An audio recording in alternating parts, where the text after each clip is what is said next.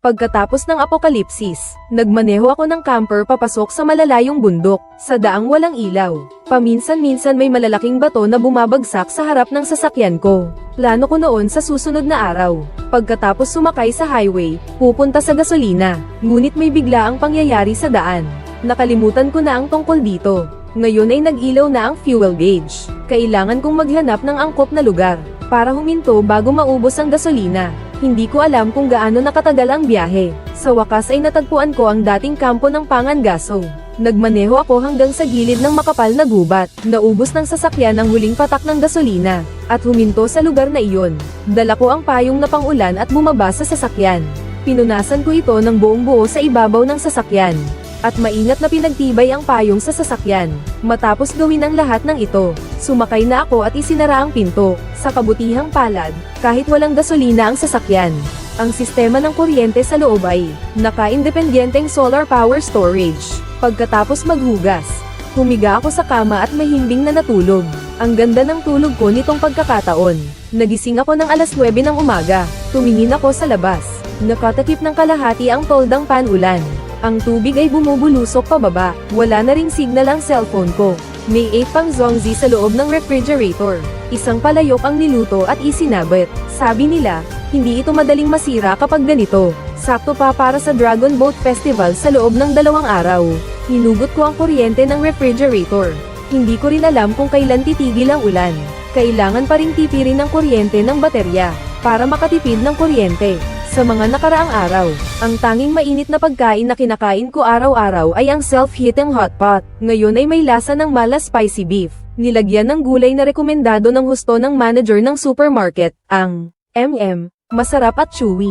Habang kumakain ako, nanunood sa labas ng bintana. Hindi ko ma-imagine kung ano ang itsura sa labas ngayon. Ako pala ay nag-alala ng walang dahilan. O talagang dumating na ang mga taong nawalan ng tirahan. Naunang nalaman ni Wei Yixing. Kaya dapat handa na ang bansa. Mabilis sigurong makokontrol ang sitwasyon. Sa wakas, tumigil na ang ulan. Pagkalipas ng 1 pang buwan, sumikat ang araw sa kapatagan matapos bumaba sa sasakyan. Sumisiklab ang init sa aking mukha. Humihinga ako ng malalalim. Nilalagpasan ko ang lahat ng tali. Ibaba ang waterproof na tela. Ang sikat ng araw ay sumisilip sa mga dahon, at tumatama sa solar panel sa bubong ng sasakyan. Pagkatapos kumain, nagsimula akong magtrabaho. Nililinis ko ang banyo. Nililinis ang loob ng sasakyan. Sa loob ng 1 buwang kalahati, matapos ang mga basura mula sa pagkain at pag-inom, nagsimula akong mag-explore sa paligid. Maraming kabute sa bundok pagkatapos ng malakas na ulan. Ngunit kakaunti lang ang mga uri na kaya kong kilalanin. Kung swerte ka lang, makakakita ka ng mga kabuteng hindi madaling malito. Ako lang ang kukuha ng ilan. Pagkatapos lumabas ang araw, ang solar panel sa sasakyan ay nakakakarga ng 3 kWh araw-araw. Malamig sa bundok, hindi na kailangan ng aircon. Sapat na para sa aking pang-araw-araw na pangangailangan. Pagkatapos magkaroon ng sobrang kuryente, naalala ko na nasa likod ng aking bagahe, may inilagay pa akong drone. Ito ang M300 na binili ko. Noong nagsisimula pa lang akong magtrabaho, kinuha ko ang drone mula sa sulok. 548 kasabay nito nilinis ko rin ang aking mga gamit X15. Pagkatapos ng halos 2 buwan ng pamumuhay ng walang dagdag na supply 2x15M, NDISE bags napansin kong kahit magtipid ako sa pagkain. Pinakamataas na kaya lang kainin ay 6 na buwan. Habang nagbibilang, kinuha rin ang tolda at ang pala ng engineer para magtayo ng tolda. Pati na rin ang panghuli ng isda ay inilabas mula sa loob. Inayos ang mga natirang self-heating hot pot boxes na kinain na dati. Lahat ay inayos ng maayos. Nilinis at nilagyan ng lupa sa loob. Pagkatapos ay inilagay ang mga buto na meron ako ngayon sa loob. Ang hiniwang patatas ay itinanim ng hiwalay sa mga kahon. Ang bawang ay itinanim din ng paisa-isa. Ang mga buto ng tuyong sili ay nilagyan ng tubig gamit ang natirang malambot na panyo sa paghuhugas ng mukha, at inilagay sa loob ng bahay para mag-usbong.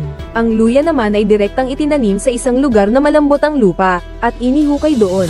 Pagkatapos ay kumuha ng mga bato at inilagay sa paligid bilang tanda. Pagkalipas ng mahigit 10 araw, ang aking sili na usbong ay may 2 dahon na lumabas matapos itanim sa lupa. Lumabas ang 2 dahon. Ang patatas ay naitanim na rin sa lupa na naihanda nitong mga nakaraang araw. Ang drone ay naubos ang kuryente ng aking baterya, ngunit ito ay na-charge ng buo. Ako ay may dalang drone.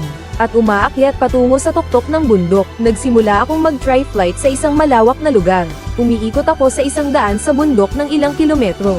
Sa bahaging ito, sa ngayon, wala pa akong nakitang ibang sasakyan, o halatang mga landas ng mga tao. Nagpatuloy akong lumipad ng kaunti pa.